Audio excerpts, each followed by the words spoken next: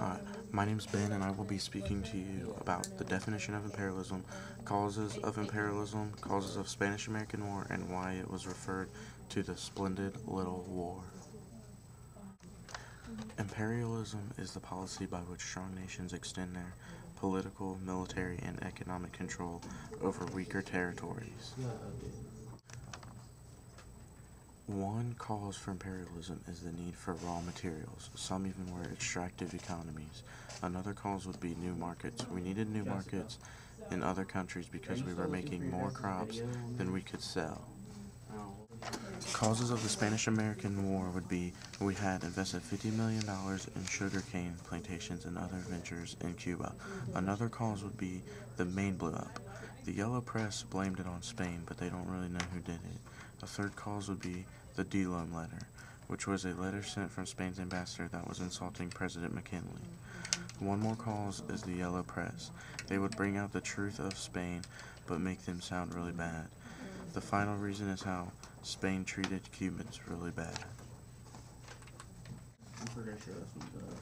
John Hay referred to the conflict with Spain as a splendid little war because of the easy victory America had.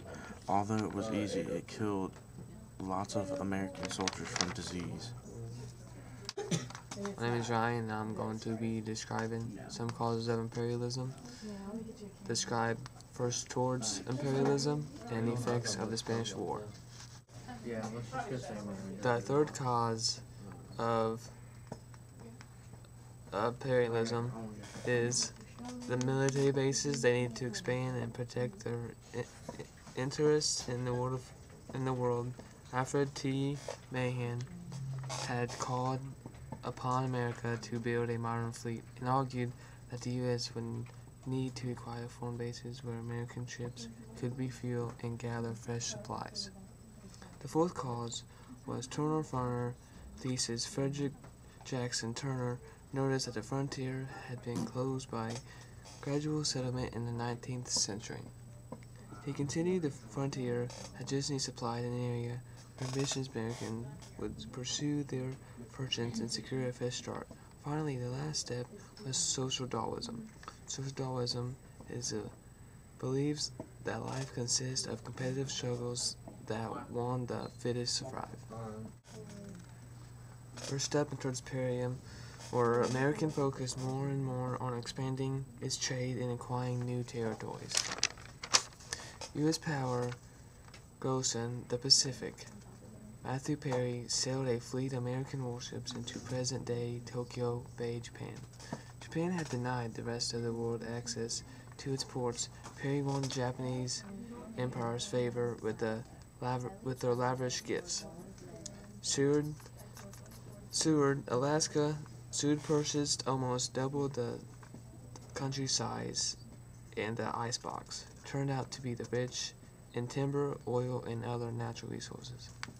Alaska also expanded Americans' reach across the Pacific. The effects of the Spanish-American War is the Treaty of Paris and by Spain in the U.S. December of 1998. The Treaty of Paris officially ended the war. Spain gave up control of Cuba, Puerto Rico, and the Pacific island of Guam. It also sold the Philippines to the United States for $20 million. Another reason is Americans debate imperialism. President McKinley explained we could not give the Philippines back to Spain. He believed that the American had no choice but to take them all and to educate the Philippines and uplift us and civilize them. The debate between imperialists and anti-imperialists reaches its climax in the U.S. Senate, where senators had to consider ratifying the Treaty of Paris.